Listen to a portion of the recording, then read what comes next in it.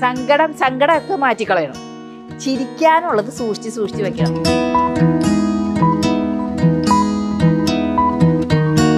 ഞാനിത് 93-ലാണ് ഇതിൻ്റെ കോഴ്സ് പാസ്സായത് മദ്രാസിൽ വെച്ച്. അതിനുശേഷമാണ് സ്കൂൾ ഇവിടെ തുടങ്ങിയത്. അപ്പോൾ ഇവിടെ തുടങ്ങിയപ്പോൾ നമുക്ക് ഇത്രയും പ്രതീക്ഷയൊന്നും ഉണ്ടായില്ല, ഇത്രയും കുട്ടികൾ ഇവിടെ വന്ന് ചേരുന്നതൊക്കെ. കുളിയൊക്കെ കഴിഞ്ഞ് റെഡി ആയിട്ട് മുറിയിലേക്ക് ചെന്നു.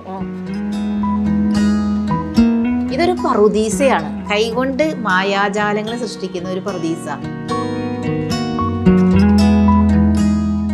ജഡ്ജി ഇങ്ങനെ ചോദിക്കാൻ പറഞ്ഞു, ഓരോ ചോദ്യങ്ങൾ ചോദിക്കുമ്പോൾ ഇവനിങ്ങനെ അമ്പരന്നു. ഇവൻ പറഞ്ഞു ഞാൻ ഡെഫ് ആയതുകൊണ്ട് എല്ലാവരും കൂടെ എൻ്റെ പേരിൽ കുറ്റം ചാർത്തി.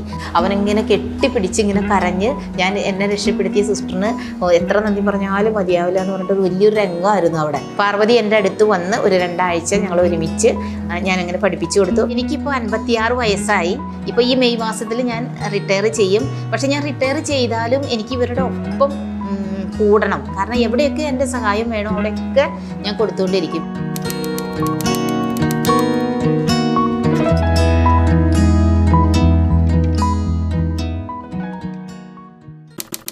ജോക്ക് ഇഷ്ടമാണോ? ആണോ? ഞാൻ ചോദിച്ചു നോക്കാം. നിങ്ങൾ പല കൂട്ടുകാർ തമ്മിൽ അങ്ങോട്ടും ഇങ്ങോട്ടും ജോക്ക് പറയാറുണ്ട് അല്ലേ? ഏതെങ്കിലും ഒരു ജോക്ക് പറയാമോ? എവിടെ ഡെഫിനെ കണ്ടോ അവിടെയൊക്കെ ഞാനത് ഓടിച്ചെന്ന് സംസാരിക്കും. കാരണം എൻ്റെ ഉള്ളിലൊരു ഫീലിംഗ് ഉണ്ട്, സംസാരിക്കാൻ ഭാഷയില്ലാത്തതിൻ്റെ പേരിൽ മാത്രമാണ് ഇവർ ഒറ്റപ്പെട്ടു പോവുക. പാർശ്വവൽക്കരിക്കപ്പെടുന്നത് ഭാഷയുടെ ഒരു കുറവ് കൊണ്ടാണ്. അപ്പോൾ അവരുടെ ഭാഷയൊക്കെ പഠിച്ചിട്ട് പിന്നെ അവർ സമൂഹത്തിൽ ഒറ്റപ്പെടില്ലല്ലോ. അങ്ങനെ ചിരിച്ച് കുറേ സമയം ചിരി കൂടി കുറേ നേരം നമ്മൾ സ്റ്റോപ്പില്ലാതെ ചിരിച്ചാൽ എന്ത് പറ്റും? ശ്വാസം മുട്ടും. ചില സമയത്ത് ഞാൻ ഇവരുടെ മുൻപിൽ ഞാൻ ഒരു കുട്ടിയാവും, അപ്പോൾ അവർ ടീച്ചറാവും. അപ്പോൾ അവർ കുറേ കാര്യങ്ങൾ എന്നെ പഠിപ്പിക്കും.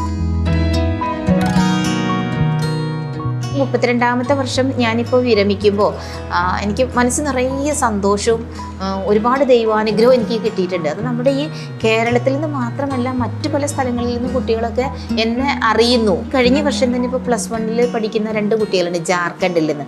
ഒന്ന് പ്രിസ്ക, ഒന്ന് അഞ്ജന. അഞ്ജന എങ്ങനെ ഇങ്ങോട്ട് വന്നു? ജാർഖണ്ഡിൽ ഞങ്ങൾ വീട്ടിലിങ്ങനെ ഞാൻ വെയിറ്റ് ചെയ്തിരിക്കുകയായിരുന്നു. 10ാം ക്ലാസ് കഴിഞ്ഞിട്ട് പപ്പ അമ്മ പറഞ്ഞു ജോലിക്ക് പോകണം, ഗോതമ്പൊക്കെ കൊയ്യലും ചപ്പാത്തി ഉണ്ടാക്കലും ഒക്കെ അതൊക്കെ ഞങ്ങൾക്ക് ബുദ്ധിമുട്ടാണ്. പകരം +1 +2 പഠിക്കുന്നതാണ് എനിക്ക് ഇൻട്രസ്റ്റ്. അപ്പോൾ ഞാനിങ്ങനെ അന്വേഷിച്ചു എവിടെയാണ് നല്ല സ്കൂളുള്ളത്. പ്രിസ്ക എൻ്റെ ഫ്രണ്ടാണ്. ഞങ്ങൾ ഫോണിലൂടെ സംസാരിച്ചു. അപ്പോൾ സംസാരിച്ചപ്പോൾ പ്രിസ്ക പറഞ്ഞു ഇവിടെ കാലടിയിൽ കേരളത്തിലൊരു നല്ല സ്കൂളുണ്ട്, നമുക്ക് ആ സിസ്റ്ററായിട്ടൊന്ന് സംസാരിക്കാമെന്ന് പറഞ്ഞു. ഞങ്ങൾ ഹിന്ദി കാണിച്ചാലും സിസ്റ്റർ അത് സൈൻ ലാംഗ്വേജിലൂടെ പറയുന്നുണ്ട്. അപ്പോൾ ഹാപ്പിയായി. അങ്ങനെ പതുക്കെ ഞങ്ങൾ തീരുമാനമെടുത്തു ഇവിടെ തന്നെ ചേരണം, പഠിക്കണം എന്നുള്ള ഒരൊറ്റ ലക്ഷ്യത്തിൽ ഞാനിവിടെ ഇപ്പം നന്നായി പോകും.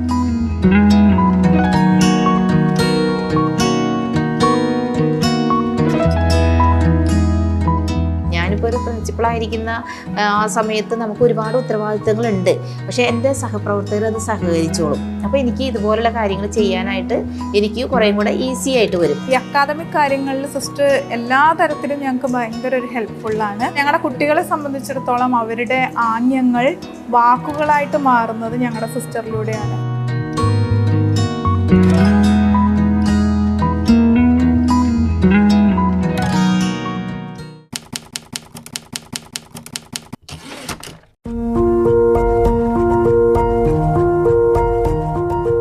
ആദ്യത്തെയായിരുന്നു ഊമ പെണ്ണ് ഉരിയാട പയ്യൻ. അതിനകത്ത് ജയസൂര്യയും കാവ്യമാധവനും പിന്നെ അതുപോലെ സ്പിരിറ്റ് എന്ന് പറയുന്ന സിനിമയിൽ മോഹൻലാലിൻ്റെ മകൻ ഡഫായിട്ടാണ് അഭിനയിക്കുന്നത്. അപ്പോൾ അതിനകത്ത് ആദ്യം തന്നെ ആ മകൻ കടന്നു വരുന്നത് ഗുഡ് നൈറ്റ് എന്ന് പറഞ്ഞിട്ടാണ്. അപ്പോൾ അവൻ്റെ ഡയലോഗുകളൊക്കെ പഠിപ്പിച്ചു കൊടുത്തത് ഞാനാണ്. അതുപോലെ തന്നെ രാവൺ എന്ന് പറഞ്ഞ സിനിമയിൽ ഒരു പാവപ്പെട്ട മനുഷ്യൻ ഇങ്ങനെ സീതയെ അന്വേഷിച്ച് കിടക്കുന്ന ഒരു രംഗമുണ്ട്. അതിൽ സീതേനെ കണ്ടോ എന്നൊക്കെ ചോദിക്കുമ്പോൾ ഈ പറയുന്ന ആൾ സംസാരിക്കാത്ത ആളായിട്ടാണ് അഭിനയിക്കുന്നത്. ഞാൻ കണ്ടില്ല എന്നൊക്കെ പറയുന്നത്. അപ്പോൾ ആ കുടിലിൽ വെച്ച് അയാൾ ഞാൻ സീതയെ കണ്ടിട്ടില്ല, എവിടെ പോയത് എനിക്ക് അങ്ങനെ ഒരു രംഗമുണ്ട്. അത് ഞാൻ പഠിപ്പിച്ചു കൊടുത്തത് ഞാനാണ്.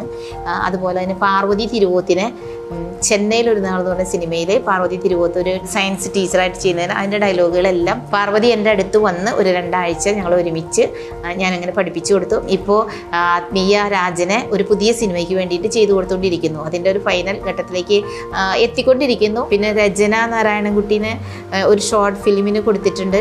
അങ്ങനെ കുറേ സിനിമകളിലും ഷോർട്ട് ഫിലിമുകളിലൊക്കെ ചെയ്യാനായിട്ട് പറ്റിയിട്ടുണ്ട്.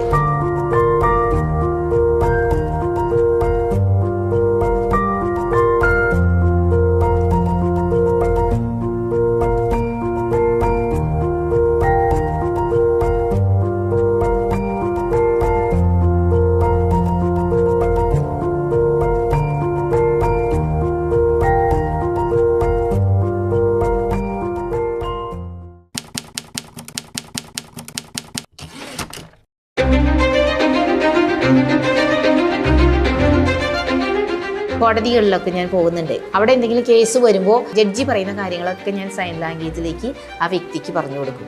ഇനി ആ വ്യക്തിക്ക് സംസാരിക്കാനുള്ള കാര്യങ്ങൾ അയാൾ സൈൻ ലാംഗ്വേജിൽ തരുമ്പോൾ ഞാനത് വോയിസ് ആയിട്ട് ജഡ്ജിക്ക് കൊടുക്കും. ഡെഫായിട്ടുള്ള ഒരാൾ കളവ് കേസിൽ പിടിക്കപ്പെട്ടു. ആ കളവ് എന്താണെന്ന് വെച്ചാൽ ഈ കപ്പലിൽ പെയിൻ്റ് അടിക്കുന്ന ആ പെയിൻറ് മോഷണം പോയി.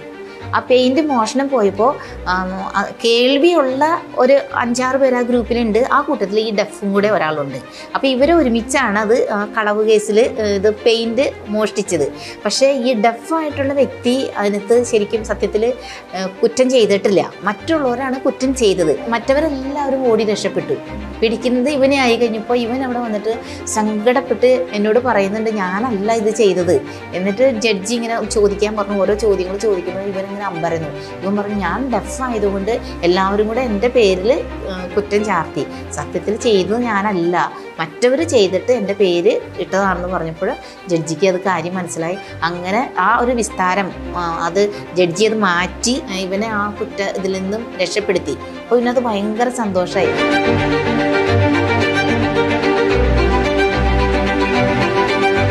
അവനിങ്ങനെ കെട്ടിപ്പിടിച്ച് ഇങ്ങനെ കരഞ്ഞ് ഞാൻ എന്നെ രക്ഷപ്പെടുത്തിയ സിസ്റ്ററിന് എത്ര നന്ദി പറഞ്ഞാലും മതിയാവില്ല എന്ന് പറഞ്ഞിട്ട് വലിയൊരു രംഗമായിരുന്നു അവിടെ. അത് ഞാൻ ഇപ്പോഴും ഓർക്കുന്നു.